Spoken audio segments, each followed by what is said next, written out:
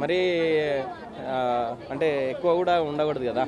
అంటే పాత వీడియో ఒకటి ట్రెండ్ అవుతుంది అనసూయది. అంటే నాకు తాళి కట్టిన మొగుడు తప్ప మిగిలిన వాళ్ళందరూ కూడా నాకు అన్నలు తమ్ముళ్ళే, నేను నగ్నంగా తిరిగినా కూడా వాళ్ళకి ఏం అవ్వదు, ఏం అవ్వకూడదు కూడా అనేసి అని అంటుంది. దీని గురించి మీరు ఏమంటారు?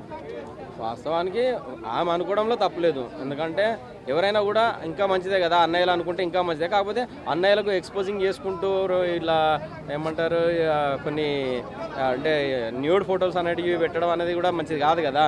అంటే నీది నీకు అలానే అనిపిస్తుంది, అన్నయ్యలు అనుకుంటారు, కానీ ఎదుటి వాళ్ళు అలా అనుకోరు కదా, వాళ్ళు వేరే రియాక్ట్ అవుతారు కదా. సో ఎందుకనంటే సమాజం ఎలా ఉందంటే అంటే ఇప్పుడు భారతదేశం నా మాతృభూమి, భారతీయులు నా సహోదరులు అనుకోవాలనుకుంటారు, అలానే అందరూ అనుకునే ఉంటే ఈరోజు పెళ్ళిళ్ళు కావు కదా. సో ఎవరు అంటే ఆమె మైండ్ సెట్లో అలా ఉంది కావచ్చు, బట్ వేసుకుంటే వస్త్రాధారణ అయితే కొంచెం వరకు మెయింటైన్ అనేది చేయాలి. చేయకుండా అయితే చాలా పరిణామాలు తప్పు, ఎందుకనంటే ఇది భారతదేశం కదా, చాలా ఎందుకంటే సంస్కృతి సంప్రదాయాలకు నిలయం. ఇక్కడ భారతదేశంలో కొన్ని పద్ధతులు ఉంటాయి, అవి అనుసరించాల్సిందే, తప్పకుండా అనుసరించాల్సిందే. సో ప్రస్తుతం పిల్లలపైన అఘాయిత్యాలు ఎక్కువ జరుగుతున్నాయి. సో దీని గురించి కేంద్ర ప్రభుత్వం ఒక నిర్ణయం తీసుకుంది, అంటే సోషల్ మీడియాలో అశ్లీల కంటెంట్ తొలగించాలని చెప్పేసి. దీని గురించి మీరు ఏమంటారు? 100% అండి తొలగించాలి, ఎందుకంటే ఈ రోజులలో చిన్న నర్సరీ పిల్లల నుండి ఇప్పుడున్న ఇంటర్ డిగ్రీ పిల్లలు కూడా అందరూ కూడా మొబైల్ లేకుండా ఎవరు కూడా ఉండట్లేదు.